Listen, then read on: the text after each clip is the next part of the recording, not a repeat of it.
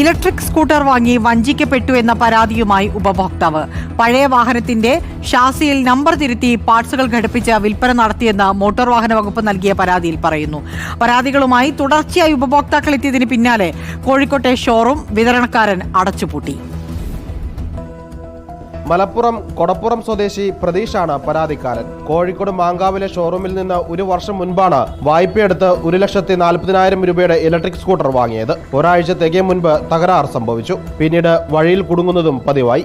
എടുത്തതിന്റെ പിറ്റേ വണ്ടി കംപ്ലൈന്റ് ആയി, സ്റ്റക്കായി പോയി. പിന്നെ 2 ദിവസം കഴിഞ്ഞ് ഷോക്ക് അബ്സർ കംപ്ലൈന്റ്. അത് കഴിഞ്ഞ് അതിന്റെ ELCB എന്ന സംഭവം ഉണ്ട്. അത് ഞാൻ വരുന്ന വഴി മൗറോഡ് വെച്ച് ഓഫായി. ഒരു മാസം കഴിഞ്ഞ് ഞാൻ കോഴിക്കോടേക്ക് വരുമ്പോൾ രാത്രി അരീക്കാട് സ്റ്റേഷനിൽ മുന്നിൽ വെച്ച് വണ്ടി റോഡ് നടുക്ക് വെച്ച് പെട്ടെന്ന് സ്റ്റക്കായി. അങ്ങനെ എൻ്റെ പുറകെ വന്ന വണ്ടി ഒരു ബൈക്ക് പെട്ടെന്ന് ബ്രേക്ക് ചെയ്യും. അവർ വീണ് അങ്ങനെ അവർക്ക് ചെറിയ പരിക്കൊക്കെ പറ്റി. അതിനുശേഷം ഞാൻ കൺസ്യൂമർ കോർട്ടിൽ പരാതി കൊടുത്തു. പിന്നെ ഇവർ നമ്മൾ വണ്ടി കൊണ്ടുകൊടുക്കുമ്പോൾ, അതായത് മറ്റുള്ള വണ്ടിയിൽ നിന്ന് അയച്ചിട്ട് തരിക പാർട്സുകളൊക്കെ, അവർക്ക് സർവീസിൽ നിന്ന് കൊടുക്കുന്ന, അല്ലാതെ പുതിയ പാർട്സുകളൊന്നും എടുത്ത് ചെയ്യുക. കഴിഞ്ഞ ദിവസം സ്കൂട്ടർ കഴുകുന്നതിനിടയിലാണ് ഷാസി നമ്പർ മാറ്റിയതായി കണ്ടെത്തിയത്.